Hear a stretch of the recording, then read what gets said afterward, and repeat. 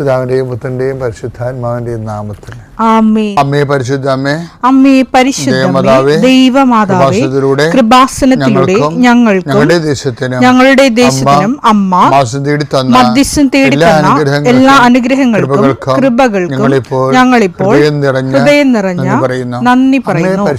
അമ്മേ പരിശുദ്ധമേ, ദൈവമാതാവേ, 2004 ഡിസംബർ 7 ഉച്ചകഴിഞ്ഞ് 2:30 കൃപാസനത്തിൽ സംഭവിച്ച അമ്മയുടെ പ്രത്യക്ഷപ്പെടലിനെ കുറിച്ച് തിരുസഭയ്ക്ക് സമർപ്പിച്ചിരിക്കുന്ന പഠനരേഖകളുടെ മേൽ സഭാത്മകമായ പഠനം ആരംഭിക്കുവാൻ ഞങ്ങൾ പ്രാർത്ഥിക്കുന്നു. അമ്മേ പരിശുദ്ധമേ, ഭൂസ്വർലോകങ്ങളുടെ രാജ്ഞിയായ അങ്ങേയ്ക്ക് ഭൗമസംരക്ഷണത്തിനായി പ്രപഞ്ചപ്രകൃതിയെ തന്നെ തിരുസഭ പ്രതിഷ്ഠിക്കുവാൻ ഈ പ്രത്യക്ഷീകരണം വഴി ഇടയാക്കണമേ. പരിശുദ്ധമേ, ജപമാല മാതാവേ, സകല പ്രാർത്ഥനയോടും ചേർത്ത് ഞങ്ങളിപ്പോൾ പ്രാർത്ഥിക്കുന്ന ഈ കുടുംബത്തിന്റെ പ്രത്യേക നിയോഗം പറ മക്കളെ.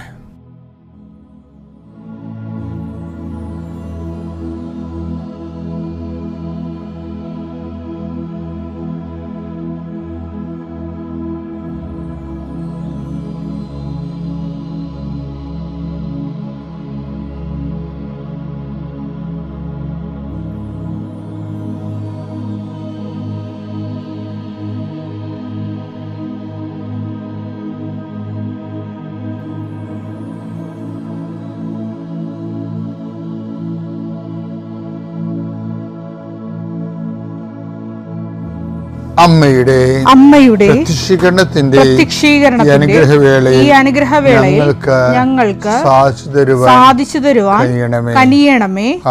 ആമേൻ. കർത്താവേ, ഈ പ്രഭാതത്തിൽ അങ്ങയുടെ നാമം വിളിച്ച് അപേക്ഷിക്കുന്നു. അങ്ങയുടെ നാമം വിളിച്ച് അപേക്ഷിക്കുന്ന ഒരു മകൻ പോലും ഒരു മകൾ പോലും കർത്താവ് ലജ്ജിക്കാൻ ഇടയാക്കല്ലേ എന്ന് പ്രാർത്ഥിക്കുന്നു. കർത്താവേ, നിന്റെ തിരിച്ചുവരെ ഓർത്തുകൊണ്ട് പ്രാർത്ഥിക്കുന്നു. നിന്റെ തിരുവിലാല മുറിവിനെ ഞങ്ങൾ ഈ പ്രഭാതത്തിൽ കുമ്പിട്ട് ആരാധിച്ചുകൊണ്ട് പ്രാർത്ഥിക്കുന്നു. കർത്താവേ, ഞങ്ങൾക്ക് വേണ്ടി ക്രൂശിക്കപ്പെട്ടവനെ, ഞങ്ങൾക്ക് വേണ്ടി തിരുവിലാൽ മുറിവേറ്റവനെ, കർത്താവേ, ഞങ്ങൾക്ക് വേണ്ടി മുൾക്കിട ചൂടിയവനെ, കർത്താവേ, നിന്റെ നാമം വിളിച്ചപേക്ഷിക്കുന്ന ഈ ഭാരപ്പെട്ട മക്കള്, കർത്താവേ, ഇന്ന് ഏറ്റെടുക്കേണ്ട ഉത്തരവാദിത്തങ്ങൾ, അധ്വാനിക്കുന്നതിനും ഭാരം വഹിക്കുന്നതിൻ്റെയൊക്കെ വരിക ഞങ്ങളെ ആസ്പിക്കാൻ നടത്തിയ കർത്താവേ, നിന്റെ ആശ്വാസം അക്ഷരാർത്ഥത്തിൽ ഈ പ്രാർത്ഥന കൊണ്ട് ഞങ്ങളുടെ മക്കളെ അനുഭവിക്കാൻ ഇടയാക്കണം പ്രാർത്ഥിക്കുന്നു. ഏത് കാര്യത്തിന് വേണ്ടിയാണോ, ഏത് കാര്യത്തിന് വേണ്ടി അങ്ങനെ മക്കൾ ഇപ്പോഴും ഭാരപ്പെട്ടിരിക്കുന്നത്, ആ വിഷയത്തിൽ കർത്താവ് ഇന്ന് രാത്രി 7 മണിക്കുള്ളിൽ ഒരു പരിഹാരം ഉണ്ടാകാൻ വേണ്ടി പ്രാർത്ഥിക്കുന്നു. ആ സാമ്പത്തിക വിഷയമാകാം, കോടതി കേസാകാം, വസ്തു വിൽപ്പനയോ വാങ്ങലോ ആകാം, അല്ലെങ്കിൽ പ്രതീക്ഷിച്ചുകൊണ്ടിരിക്കുന്ന ഒരു കത്താകാം, അല്ലെങ്കിൽ ഒരു ഇമെയിലാകാം, അല്ലെങ്കിൽ ഒരു അനുവാദമാകാം. എന്താണ് ഈശോ തടഞ്ഞു നിർത്തിയിരിക്കുന്നത്? ആ തടസ്സമെല്ലാം 39 വർഷം ഞാൻ അർപ്പിച്ച കൃപാനയുടെ യോഗ്യതയാൽ കൃപാസന അൾത്താരെ ജീവനോടെ പ്രത്യക്ഷപ്പെട്ട പരിശുദ്ധയുടെ മാധ്യസ്ഥത്തിലെ ഈശോ നാമത്തിൽ മാറിപ്പോകട്ടെ എന്ന് കൽപ്പിക്കുന്നു. രോഗികൾ, പീഡിതര്, മനപ്രയാസമുള്ളവർ, കുടുംബം തകർന്നുകൊണ്ടിരിക്കുന്നവർ, മക്കളെ ഓർത്ത് വേദി കൊള്ളുന്നവർ, വീടില്ലാത്തവർ, വഴിയില്ലാത്തവർ, കർത്താവ്, അവർക്കെല്ലാം കർത്താവേ, നിന്റെ സാധ്യത നൽകിയ ഒരു പുതിയ വഴി അവരെ കൊണ്ട് തന്നെ കണ്ടുപിടിക്കുന്നതിന് വേണ്ടി കർത്താവ് നീ അവരെ സഹായിക്കണം പ്രാർത്ഥിക്കുന്നു. സമീപസ്ഥരും വിദൂരസ്ഥരുമായ മക്കളെ, പല മക്കളുടെ ചില ഫോൺ വിളികൾക്ക് ശേഷം, ചില കാര്യങ്ങൾ അറിഞ്ഞതിന് ശേഷം അതുകൊണ്ട് വേദനിക്കുന്ന മാതാപിതാക്കന്മാരുടെ ദുഃഖങ്ങളെ കർത്താവിൻ്റെ ദൃശ്യത്തിലേക്ക് ഏൽപ്പിച്ച് പ്രാർത്ഥിക്കുന്നു.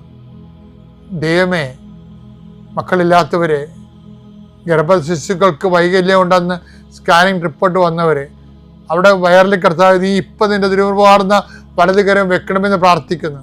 മക്കളില്ലാത്ത ഉദരങ്ങളിൽ കർത്താവ് നിന്റെ കൈകൾ വെച്ചുകൊണ്ട് കർത്താവ് അവർക്ക് കുഞ്ഞുങ്ങളെ നൽകി അനുഗ്രഹിക്കണം പ്രാർത്ഥിക്കുന്നു. പീഡിതരെ, സാമ്പത്തിക ബാധ്യത വിഷമിക്കുന്നവരെ, കേസ് അകപ്പെട്ടിരിക്കുന്നവരെ, ഭീഷണിക്ക് വന്നിരിക്കുന്നവരെ,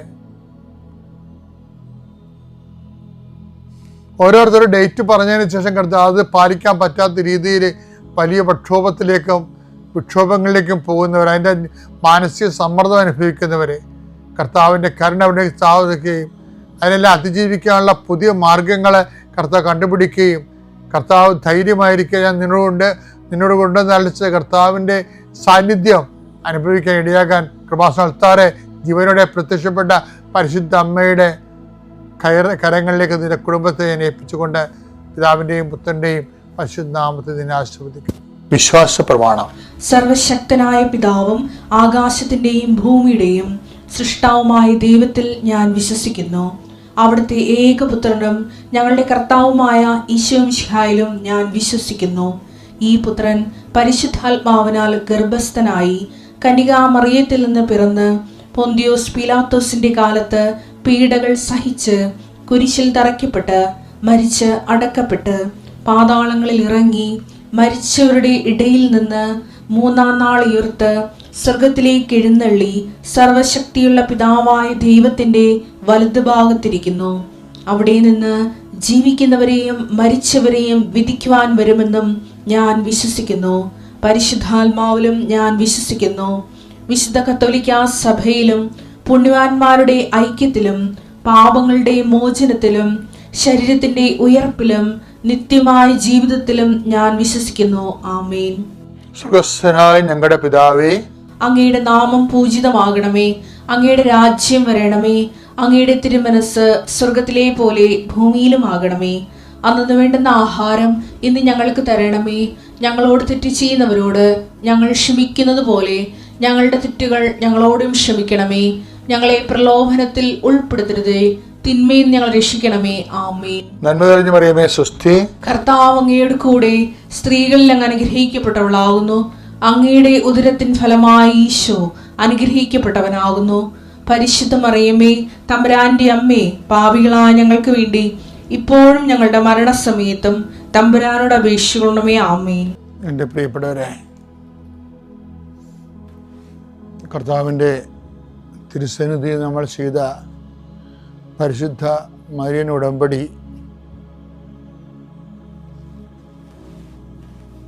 അതിൻ്റെ നിർവഹണ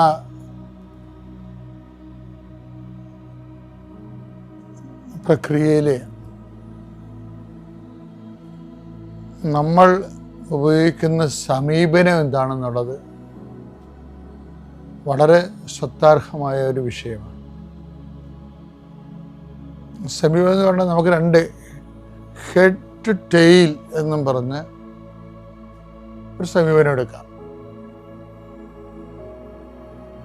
അതായത് തലത്തൊട്ട് വാലുവരെ, ഹെഡ് ടു ടെയിൽ. രണ്ടാമത്തത് ടെയിൽ ടു ഹെഡ് എന്ന് പറഞ്ഞ് വേറൊരു സമീപനം എടുക്കാം.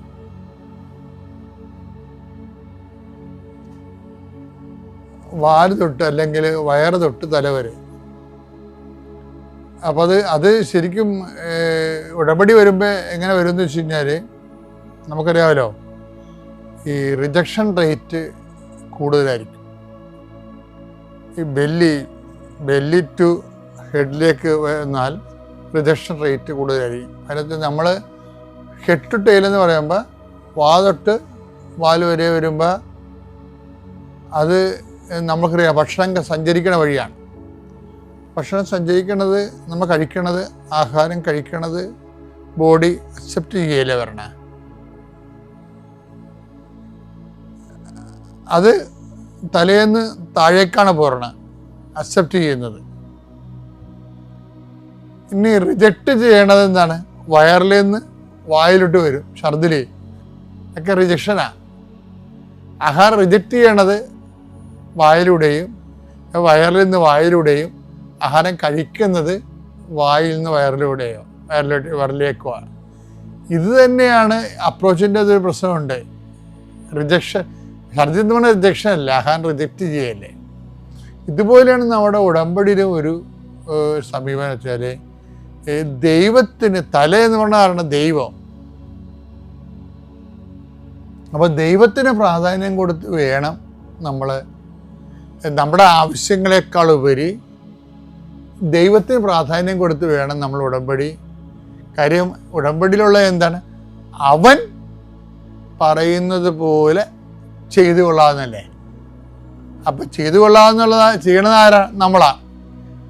പക്ഷെ ആദ്യം പറയുന്നത് എന്താണ്? അവനാണ് ആദ്യം. അപ്പം പ്രയോറിറ്റി ദൈവത്തിനാണ്.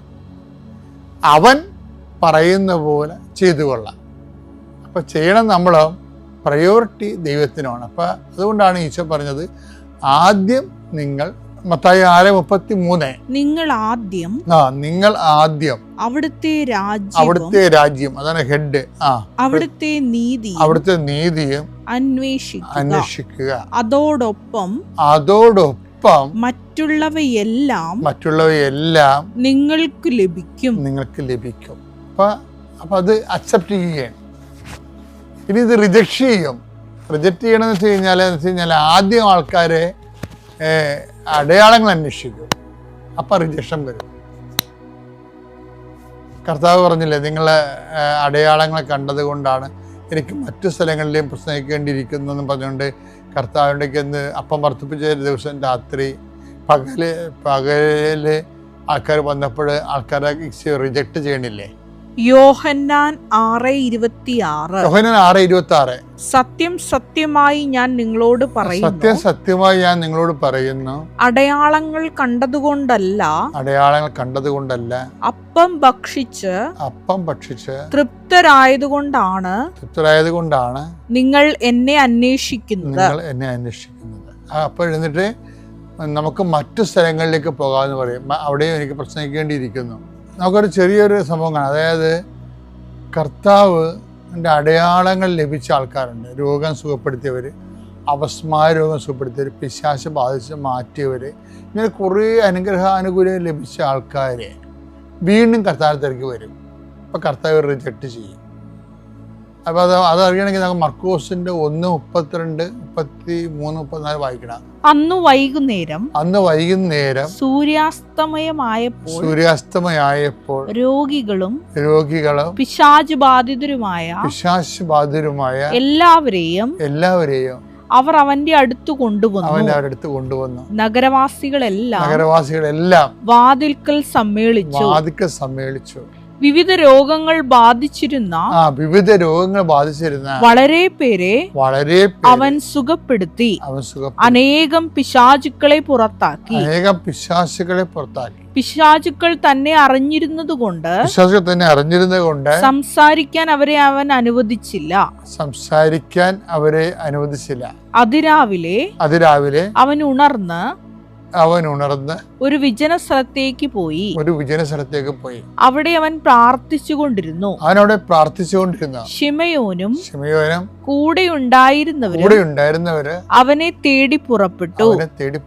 കണ്ടെത്തിയപ്പോൾ അവർ പറഞ്ഞു, എല്ലാവരും നിന്നെ അന്വേഷിക്കുന്നു. അവൻ പറഞ്ഞു, നമുക്ക് അടുത്ത പട്ടണങ്ങളിലേക്ക് പോകാം.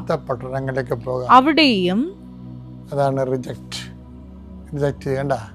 ഇപ്പം തലേ ദിവസം രാത്രി സംഭവിച്ച രോഗസൗഖ്യങ്ങളൊക്കെ അറിഞ്ഞുകൊണ്ട് ജനങ്ങൾ വീണ്ടും പിന്നെയും രോഗസൗഖ്യത്തിനാണ് വരുന്നത് കർത്താവിൻ്റെ അടുത്ത്. അതായത് ഇതാണ് ഞാൻ പറഞ്ഞത്. അത് ഹെഡ് ടു ടെയിൽ എന്ന് ഞാൻ പറഞ്ഞില്ലേ, ദൈവത്തിൽ നിന്ന് വിഷയങ്ങളിലേക്ക് വരാം നമുക്ക്. പക്ഷേ വിഷയങ്ങളും ദൈവത്തിലേക്ക് പോകാൻ പാടായിരിക്കും. ആൾക്കാർക്ക് ചിലപ്പോൾ വിഷയങ്ങളൊക്കെ ദൈവത്തിൽ പോകത്തില്ല. ആൾക്കാർ രോഗശാന്തി കഴിഞ്ഞ രാത്രി രോഗശാന്തി കിട്ടിയ ആൾക്കാർക്ക് വീട്ടിൽ പോയി കിടന്ന് ഉറങ്ങുകയും ദേ ഡസൻ വാണ്ട് ഗോഡ്, ദൈവത്തിന് അവർക്ക് ആവശ്യമില്ല. അതുകൊണ്ടാണ് ഈശോ പറഞ്ഞത് അവർ റിജക്റ്റ് ചെയ്യണത്. ദൈവത്തിന് ആവശ്യമില്ലാതെ അനുഗ്രഹങ്ങൾ മാത്രം ആവശ്യപ്പെട്ട റിജക്ഷൻ്റെ സാധ്യതയുണ്ട്. അതാണ് ഈശോ പറയണത്. അതാ 1:38 വായിച്ചേ, മർക്കോസ് 1:38 വായിച്ചേ. അവൻ പറഞ്ഞു നമുക്ക് അടുത്ത പട്ടണങ്ങളിലേക്ക് പോകാം. അതായത് ഇവരെ വിട്ടു, വഴിയിൽ വിട്ടു. അവിടെയും എനിക്ക് പ്രസംഗിക്കേണ്ടിയിരിക്കുന്നു, അതിനാണ് ഞാൻ വന്നിരിക്കുന്നത്. ഈശോയ്ക്ക് ഇതിനെക്കുറിച്ച് വ്യക്തതയുണ്ട്. അത് നമുക്കും വ്യക്തത ഉണ്ടാകണം, സഭയ്ക്കും വ്യക്തത ഉണ്ടാകണം. ഈശോ എന്തിനാണ് വന്നതെന്ന് രക്ഷയുടെ സുവിശേഷമാണ് വന്നത്. ഈശോ എന്തിനാണ് വന്നതെന്ന് കുറച്ച് കഴിയുമ്പോൾ നമ്മൾ മറന്നു പോകും. സഭയും മറന്നു പോകുന്ന സമയത്ത് എന്തിനാണ് വന്നത്, അതിന് പകരം പിന്നെ നമ്മൾ വേറെ ഒത്തിരി കാര്യങ്ങളൊക്കെ ചെയ്ത് നടക്കും. ഈശോ അതിനാണ് ഈശോയ്ക്ക് കോൺഷ്യസ് ഉണ്ട്, അതിനാണ് ഞാൻ വന്നിരിക്കണതെന്ന്. രക്ഷയുടെ സുവിശേഷം കൈമാറാൻ, ആത്മരക്ഷയുടെ സുവിശേഷം. അപ്പോൾ അതിനാണ് ഞാൻ വന്നിരിക്കണമെന്ന് നമുക്ക് ബോധമുണ്ടെങ്കിൽ നമ്മുടെ മൂവ്മെൻറ്റ് ഹെഡ് ടു ടെയിലായിരിക്കും. അതാണ് സുവിശേഷ പ്രവർത്തകരുടെ വിജയം എന്ന് പറയുന്നത്. അവരെ എല്ലാ കാര്യങ്ങളും ദൈവത്തിന് 1-ാം സ്ഥാനം കൊടുത്തിട്ടാണ് വിഷയങ്ങൾക്കെല്ലാം 2-ാം സ്ഥാനം കൊടുക്കുന്നത്. ഉടമ്പടി ഒരു ഹെഡ് ടു ടെയിൽ മൂവ്മെൻ്റാണ് നമുക്ക് അഭികാമ്യമായിട്ടുള്ളത്. അവിടെയും ആദ്യം കുറച്ച് ഡിലേകളൊക്കെ വന്നു. എങ്കിൽ പോലും വേറെ തടസ്സങ്ങളൊന്നുമില്ലാതെ എല്ലാ കാര്യങ്ങളും അമ്മ മാതാവ് നടത്തി തന്നു. അതിനുശേഷം ഹസ്ബൻഡിൻ്റെ ജോലി കിട്ടുന്നതിനും ബുദ്ധിമുട്ടുകൾ ആദ്യം എല്ലാവരും പറഞ്ഞിരുന്നു. ഏതെങ്കിലും ചെറിയ സൂപ്പർ മാർക്കറ്റോ അങ്ങനെ എവിടെയെങ്കിലും ആയിരിക്കും ജോലി കിട്ടുകയെന്ന്. അതിനായും ഒത്തിരി പ്രാർത്ഥിച്ചു. അതുകൊണ്ട് തന്നെ അമ്മ മാതാവും ഈശോയും നല്ലൊരു സ്ഥലത്ത് NHSൻ്റെ ഒരു ഇതിൽ തന്നെ നല്ലൊരു ജോലി ആദ്യമായി തന്നെ അവിടെ തന്നെ കയറാൻ സാധിച്ചു. അതിനും അമ്മ മാതാവിന് ഈശോയ്ക്ക് 1000 നന്ദി. പിന്നെ എനിക്ക് ഒരു അലർജി രോഗം ഉണ്ടായിരുന്നു. എൻ്റെ മൂക്കിലൊരു ദശ പോലെ വളരുന്നൊരവസ്ഥ. അതും ഒത്തിരി നാളുകൾ ആയിട്ടുണ്ടായിരുന്നു. ഏകദേശം ഒരു 15 വർഷത്തോളം ഞാനത് ബുദ്ധിമുട്ട് അനുഭവിച്ചിരുന്നു. എപ്പോഴും മൂക്കടയുന്നൊരവസ്ഥയായിരുന്നു. അതിനായി ഒരു പ്രാവശ്യം ഞാൻ ഓപ്പറേഷൻ ചെയ്യുകയും ചെയ്തിരുന്നു. അത് കഴിഞ്ഞ് അത് ചെയ്തിട്ടും എനിക്ക് അത്ര വലിയ മാറ്റങ്ങളൊന്നും ഉണ്ടായിരുന്നില്ല. ഞാൻ അതിന് പിന്നെ അലർജിയുടെ ടാബ്ലറ്റ്സും പിന്നെ നെയ്സൽ സ്പ്രേ എല്ലാം യൂസ് ചെയ്തിരുന്നു നാട്ടിലായിരുന്നപ്പോഴും. അത് കഴിഞ്ഞ് പിന്നെ ഇങ്ങനെ പോകാനുള്ളൊരു അവസ്ഥ വന്നപ്പോൾ എനിക്ക് കൂടുതൽ പേടിയായിരുന്നു. ഈ ഒരു ക്ലൈമറ്റിലേക്ക് എനിക്ക് പോകാൻ പറ്റുമോ, അല്ലെങ്കിൽ ഈ തണുപ്പ് കൊണ്ട് എനിക്ക് ഈ ഒരു അലർജി രോഗം എനിക്ക് ഒത്തിരി ബുദ്ധിമുട്ടാകുമോ എന്ന്. പക്ഷേ അവിടെ ചെന്ന് ഒരാഴ്ചയോളം കുറച്ച് ബുദ്ധിമുട്ടുണ്ടായിരുന്നു. എങ്കിൽ പോലും ഞാൻ അമ്മ മാതാവിൻ്റെ തൈലവും ഉപ്പുമെല്ലാം ഉപയോഗിച്ച് പ്രാർത്ഥിക്കുമായിരുന്നു. അതിൻ്റെ ഫലമായിട്ട് എനിക്ക് യാതൊരുവിധ ബുദ്ധിമുട്ടുകളുമില്ലാതെ ഒരു ദിവസം പോലും ഒരു സിക്ക് ലീവ് എടുക്കാതെ എന്നെ അമ്മ മാതാവ് സഹായിച്ചു. 1 വർഷത്തോളം ഒരു സിക്ക് ലീവ് പോലും എനിക്ക് വിളിക്കേണ്ടി വന്നിട്ടില്ല. എൻ്റെ മൂക്കടപ്പോ അല്ലെങ്കിൽ എനിക്ക് തൊണ്ടയ്ക്ക് ബുദ്ധിമുട്ടോ ഒന്നും ഉണ്ടായിട്ടില്ല. അതിനും 1000 നന്ദി പറയുന്നു. അതുകൂടാതെ ഞാൻ ഒരിക്കലും ഒട്ടും പ്രതീക്ഷിക്കാതെയായിരുന്നു ഞാൻ 3ാമത്തെ കുഞ്ഞിനെ ഗർഭിണിയായത്. അതൊത്തിരി വൈകിയാണ് ഞാൻ അറിഞ്ഞത്. ഏകദേശം 4 മാസത്തോളം കഴിഞ്ഞിരുന്നു ഞാൻ ഗർഭിണിയാണെന്ന് അറിഞ്ഞപ്പോൾ തന്നെ. അതും ഒത്തിരി കോംപ്ലിക്കേഷൻസ് ഉണ്ടായിരുന്നു. എങ്കിൽ പോലും ഒരു ദിവസം കൂടുതൽ ഹോസ്പിറ്റലിൽ കിടത്തുകയോ അല്ലെങ്കിൽ എൻ്റെ കുഞ്ഞിന് NICUയിൽ ഇടേണ്ട ഒരു അവസ്ഥയോ ഒന്നും ഉണ്ടായിരുന്നില്ല. കാരണം ഡോക്ടേഴ്സ് പറഞ്ഞിരുന്നു കുറച്ച് കോംപ്ലിക്കേഷൻസ് ആണ്, കുട്ടിക്ക് വെയിറ്റ് കുറവാണെന്നെല്ലാം. എങ്കിൽ പോലും അവളെ ഞാൻ ജന്മം നൽകിയപ്പോൾ അവൾക്ക് കറക്റ്റായ തൂക്കവും വേറെ യാതൊരു കുഴപ്പവും ഇല്ലാതെ അമ്മ മാതാവ് അവളെ എനിക്ക് നൽകി. അതിനും 1000 നന്ദി പറയുന്നു ഞാൻ അമ്മ മാതാവിനോട്, ഈശോയോടും. ഇനിയും എൻ്റെ ജീവിതത്തിലും അതുപോലെ ഇവിടെ വന്ന് പ്രാർത്ഥിക്കുന്ന എല്ലാവരുടെ ജീവിതത്തിലും 1000 അനുഗ്രഹങ്ങൾ നൽകി അമ്മ മാതാവും ഈശോയും അവരെ സഹായിക്കുമെന്ന് ഞാൻ പ്രാർത്ഥിക്കുന്നു, ഞാൻ വിശ്വസിക്കുന്നു. ഈശോയ്ക്കും അമ്മ മാതാവിനും 1000 നന്ദി പറയുന്നു.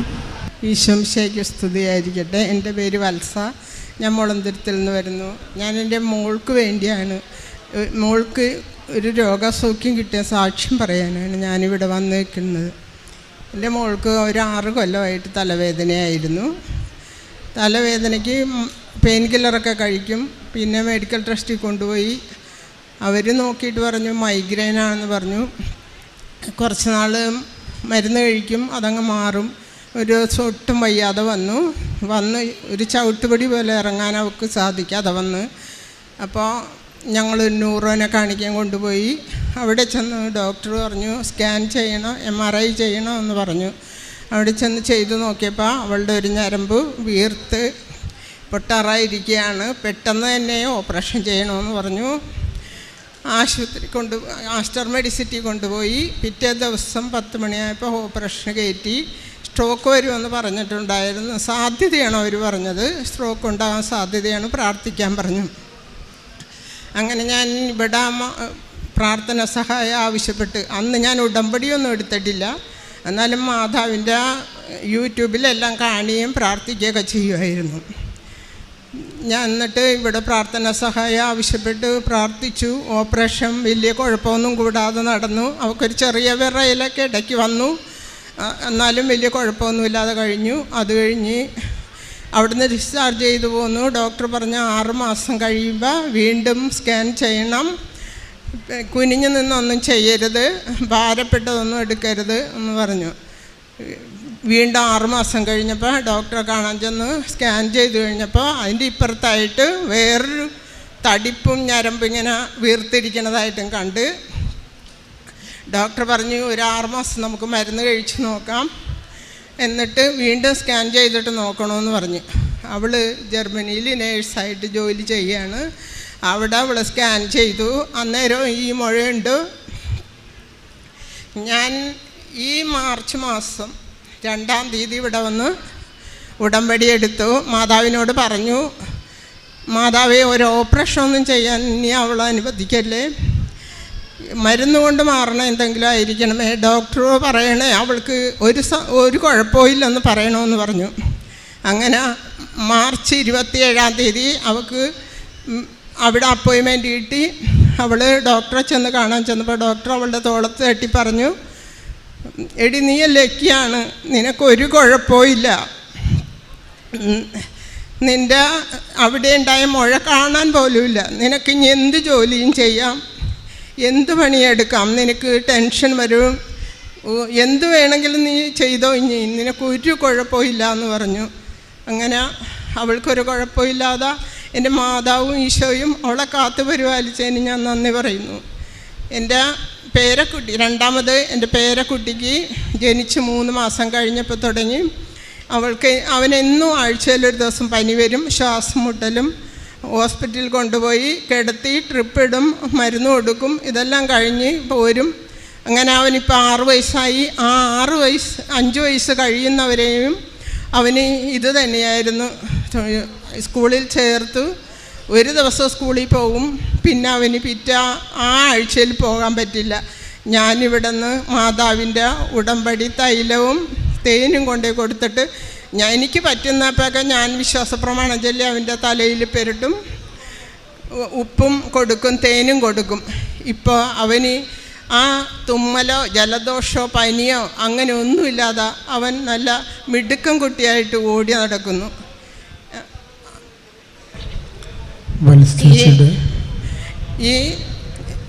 ഈ അനുഗ്രഹം ചെയ്തു തന്ന എൻ്റെ മാതാവിന് ഈശോയ്ക്കും 1000 നന്ദി പറയുന്നു. ഈശോയ്ക്കും തിരുക്കുമാരനും 1000 നന്ദി. എൻ്റെ പേര് ജോ തോമസ്. ഞാൻ ആലപ്പുഴ ജില്ലയിൽ കാവാലത്ത് നിന്ന് വരുന്നു. ഞാൻ 17 വർഷമായിട്ട് സൗദി അറേബ്യയിൽ നേഴ്സായിട്ട് ജോലി ചെയ്യുകയായിരുന്നു. 2020 പാൻഡമിക് സിറ്റുവേഷൻ്റെ സമയത്ത് വാർഡിൽ നിന്ന് എനിക്കൊരു പേഷ്യൻറ്റിനെ ICUവിലേക്ക് ഷിഫ്റ്റ് ചെയ്തു. ഞാനവിടെ സീനിയർ സ്റ്റാഫായിട്ട് തന്നെയാണ് വർക്ക് ചെയ്യുന്നത്. വളരെ ബിസിയുള്ളൊരു ഡ്യൂട്ടി ടൈം ആയിരുന്നു. വളരെ സിക്കായിട്ടാണ് പേഷ്യൻറ്റിനെ ICUവിലേക്ക് കൊണ്ടുവന്ന സ്റ്റാഫ് പറയുന്നത് ഒരു 10 പവന് അടുത്തുള്ള സ്വർണം ആ ബെഡിൽ വെച്ചാണ് ഷിഫ്റ്റ് ചെയ്തതെന്ന്. എൻ്റെ കൂടെ ഒരു 4 സ്റ്റാഫ് അടുത്തുണ്ടായിരുന്നു. ഞങ്ങൾ ആ പേഷ്യൻറ്റിൻ്റെ ജീവനെ രക്ഷിക്കുന്നതിനിടയിൽ ഈ സ്വർണമോ കാര്യങ്ങളോ ഒന്നും ഞങ്ങൾ കണ്ടില്ല. 1 മണിക്കൂറിനുള്ളിൽ പേഷ്യൻ്റ് ഡെത്തായി. ആ സമയത്തും നമ്മളിതിനെപ്പറ്റി ഒന്നും ചിന്തിക്കുന്നില്ല, ഞങ്ങളത് കണ്ടിട്ടുമില്ല. ഞാൻ ആ പേഷ്യൻറ്റിനെ ഡെത്ത് കഴിഞ്ഞു. പേഷ്യൻ്റെല്ലാം പേപ്പർ വർക്ക് കാര്യങ്ങൾ ക്ലിയർ ചെയ്തു. എൻ്റെ ഭാഗത്തു നിന്ന് വന്നൊരു മിസ്റ്റേക്ക് എന്ന് പറഞ്ഞാൽ, ഞാൻ ആ പേഷ്യൻറ്റിനെ ട്രാൻസ്ഫർ ചെയ്ത സമയത്ത് അവർ ഒരു ഫോം തരും, അതിൽ അവർ ക്ലിയറായിട്ട് എഴുതിയിട്ടുണ്ടായിരുന്നു ഇത്ര വള മാല കാര്യങ്ങളെല്ലാം. ഞാനതൊന്നും ആ ധൃതിയിൽ കാണാതെ അതെല്ലാം ഞാൻ റിസീവ് ചെയ്തു എന്ന് സൈൻ ചെയ്ത് കൊടുത്തു. പേഷ്യൻറ്റിൻ്റെ 2 ആഴ്ച കഴിഞ്ഞു എനിക്ക് ഹോസ്പിറ്റലിൽ നിന്ന് ഒരു കോള് വന്നു. കാരണം 4 പേര് കൂടെ ഉണ്ടായിരുന്നു എന്ന് പറഞ്ഞാലും ഞാനാണ് പേപ്പറിൽ സൈൻ ചെയ്തിരിക്കുന്ന വ്യക്തി. ഞാൻ 2 ആഴ്ച കഴിഞ്ഞപ്പോൾ എനിക്ക് എൻ്റെ ഇൻവെസ്റ്റിഗേഷനിൽ നിന്ന് കോള് വന്നു. ഞാൻ ചെന്നു, ഡീറ്റെയിൽ കാര്യങ്ങളൊക്കെയും പറഞ്ഞു, പേപ്പറിൽ അവരെല്ലാം എഴുതിയെടുത്തു. അങ്ങനെ 1.5 വർഷമായിട്ട് ഈ കേസ് കാര്യങ്ങളൊക്കെ ആയിട്ട് ഇങ്ങനെ പോവുകയാണ്. എനിക്ക് നാട്ടിൽ വരേണ്ട സാഹചര്യങ്ങളൊക്കെ ഉണ്ടായിരുന്നു. എങ്കിലും ഞങ്ങൾ ഫാമിലി ആയിട്ടാണ് അവിടെ, ഹസ്ബൻഡും മക്കളുമൊക്കെ എൻ്റെ കൂടെ തന്നെ ഉണ്ടായിരുന്നു. എനിക്കിങ്ങനെ എൻ്റെ പാസ്പോർട്ട് ഹോൾഡ് ചെയ്തിരിക്കുകയാണെന്നോ ഹോസ്പിറ്റലിൽ നിന്ന് ഇത്ര വലിയൊരു പ്രശ്നമാണ് ഇതിന് നടക്കുന്നത് എന്നോ ഒന്നും അറിയില്ല. പക്ഷേ എപ്പോഴും എന്നെ ഇൻവെസ്റ്റിഗേഷന് വിളിപ്പിക്കുന്നു, ഞാൻ ചെല്ലുന്നു. പോലീസ് സ്റ്റേഷനിൽ ഒരു പ്രാവശ്യം എനിക്ക് പോകേണ്ട വന്നു. അങ്ങനെയൊക്കെ ഞാൻ 1.5 വർഷം പ്രാർത്ഥിക്കുന്നുണ്ട് ഈ ഒരു വിഷയത്തിന് വേണ്ടി. എങ്കിലും ഇത് ക്ലിയറായി അത്ര ഒരു സീരിയസ്നെസ് എനിക്ക് അതിനൊന്ന് തോന്നിയില്ല. ഞാൻ 2021 ഒക്ടോബർ മാസം എൻ്റെ ഹസ്ബൻഡിന് അമ്മച്ചിക്ക് വയ്യാതായിട്ട് പെട്ടെന്ന് നാട്ടിലേക്ക് വരേണ്ടി വന്നു. അപ്പോൾ ഞാൻ പറഞ്ഞു കുഴപ്പമില്ല, പൊയ്ക്കോ, നവംബർ ആദ്യം എനിക്ക് നാട്ടിലേക്ക് വരാമല്ലോ, അപ്പോൾ ഞാനും കുഞ്ഞുങ്ങളും കൂടി വന്നോളാം എന്ന് പറഞ്ഞു.